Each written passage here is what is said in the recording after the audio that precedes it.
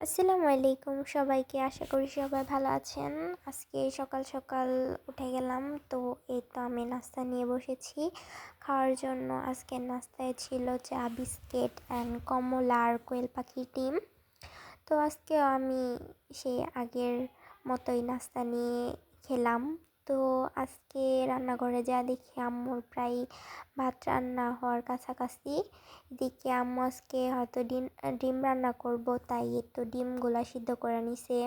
তারপরে এই তো আম্মু কুমড়ো ভাজি করব, ওটাও করে নিতেছিল। তারপর আমি দুপুর দিকে একটু ছাদে গেছিলাম। তো আজকে একটু রোদ উঠছিল, তারপর একটু বাতাস ছিল বাইরে, খুব আকাশটা খুবই সুন্দর লাগতেছিল। যাই হোক, এই 2 দিনের থেকে আজকে একটু রোদ উঠছে ভালো। তো আমি একটা কামরাঙ্গা নিয়ে গেছিলাম, এটাকে এখন মাখা করব। তাই যেহেতু দুপুর একটু কিছু খাইতে মন চাইতেছিল, এটা আমি কাইটা নিতেছিলাম। তো এই তো আমার কাটা শেষ হয়ে গেছে, এখন আমি পেলা উঠাই নিলাম যেহেতু মাখা করব। তো এটার জন্য আরও সব কিছু নিয়ে আসছি ছাদে। তো একটা মরিচ নিয়ে আসছিলাম, যেহেতু বেশি একটা ঝাল খাবো না, অন্য ঝাল দিমো আমি। আগের যেই মরিচ ছিল ওইটা দেব। তো এখন আমি শুধু কাঁচা মরিচটা দিয়ে নিলাম। এই তো দেখতে খুবই সুন্দর লাগতেছিল, খাইতেও খুব মজা হয়েছিল। তো এই তো আমি আবার শুকনা মরিচ দিয়ে দিলাম। এটা হচ্ছে ভাইজা আম্মু মিহি করে রাখছিল, তো উপরে বিট লবণ দিয়ে নিলাম। আজকে একটু অন্যরকমভাবে মাখা করলাম। তো এই তো খুবই সুন্দর লাগতেছিল আর খাইতেও খুব মজা লাগছিল। আমরা তারপর 3 বোন মিলে ছাদে খাইলাম। তো আপনারা এরকমভাবে কারা কারা দুপুরবেলা মাখা করে খান অবশ্যই কমেন্ট করে জানাবেন। চ্যানেলটা সাবস্ক্রাইব করা না থাকলে অবশ্যই চ্যানেলটাকে সাবস্ক্রাইব করে দেবেন। তো এই তো আমরা খাচ্ছিলাম, খুবই মজা হয়েছিল, দেখতেও খুব লোভনীয় লাগতেছিল। এটা আমি সুন্দর করে কাটছিলাম, তো এটাই দেখাচ্ছিলাম, আর দেখতেও খুব সুন্দর হয়েছিল। তো এই তো আমি আবার নিচে আইসা ভাত খাইতেছিলাম গোসল টোসল কইরা। আজকে আম্মু ডিম রান্না করছিল আর সাথে ছিল ভাজি। তো আমি ভাজি দিয়ে একটু পরে খাবো, দেন আমি ডিম দিয়ে খাইতেছিলাম। আজকের ডিম রান্নাটাও খুবই মজা হয়েছিল। আম্মুর রান্না সবই মজা লাগে আমার অন্য কারোর হাতের রান্নার থেকে। তো এটা আমি খাওয়া শেষ করে নিলাম। দেন বিকাল দিকে আম্মু আবার সেমাই পিঠা বানাইবো। এর জন্য যেহেতু আমরা অল্প মানুষ, অত বেশি করা হইব না, এর জন্য আটা দিয়ে আম্মু বানাইছে। এটাও খুব মজা লাগে খাইতে।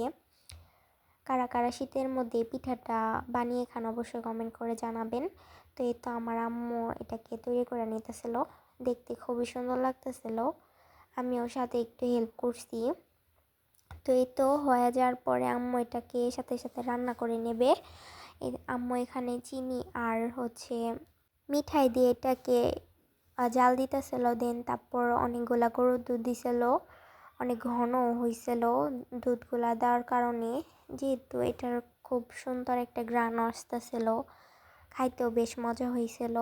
দেন সাথে আবার একটু পাতা পিঠা ভাজতে বলছিলাম, তাই আম্মু আবার অনেকগুলা পাতা পিঠাও ভাজা নিল। পাতা পিঠাগুলোও খাইতে খুব মজা হয়েছিল। এটার ব্লগও দিছি আমি, পাতা পিঠা ভাজার বানানোর যে বানাইছি তখন ব্লগটা দেওয়া হয়েছে। তো এই তো আম্মু আবার এখানে পরিবেশন করতেছিল, আমরা এখানে সবাই মিলে খাবো এখন। এই তো রেডি হয়ে গেছে আমাদের সন্ধ্যার নাস্তা। তো এভাবে কারা কারা বানিয়ে খান অবশ্যই কমেন্ট করে জানাবেন। আজকের পিঠাটা ভাজা, দেন আবার শ্যামা পিঠাটা দেখতেও খুবই সুন্দর লাগতেছিল, খাইতেও ভীষণ ভীষণ মজা হয়েছে। তো আমরা সবাই মিলে এটা লাস্ট পর্যন্ত খাইলাম। 2টা মিক্স করেও খাইতে খুব ভালো লাগতেছিল। আমি 2টা মিক্স করেই খাইছি বেশিরভাগই। এই তো খুবই ঘন হয়েছে আর গ্রানটাও খুবই খুবই সুন্দর হয়েছিল। আপনারা এইভাবে ট্রাই করতে পারেন। তো আমি আবার 2টা মিক্স করে একটু খাইতেছিলাম, দেন সবাই আমরা খাইতেছিলাম এভাবে। আজকের ভিডিওটা এখানেই থাকবে, আবার কালকে দেখা হবে নতুন কোনো ভিডিওতে।